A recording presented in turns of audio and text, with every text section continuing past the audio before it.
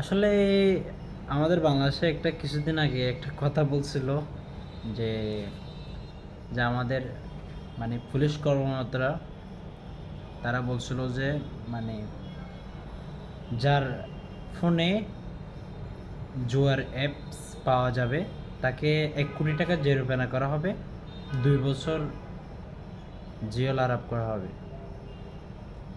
তো পুলিশ ভাইরা তো এটা বলছে, যে পুলিশরা তো এটা বলছে, বাট হচ্ছে আমাদের নাগরিক, যে সাধারণ নাগরিক, এটার কথা বাদই দিলাম। যে এই ভিডিওটা আপনারা দেখেন, যে আপনাদেরকে একে কয় বছর জেল দেওয়া হয়, একে কয় বছর জেল দেওয়া হয়, এটা আপনারা করেন, গেস করেন। যে এরকম মানুষরা যদি জুয়া খেলে, তাহলে আমাদের মতো পাবলিকরা কী করবে ভাই?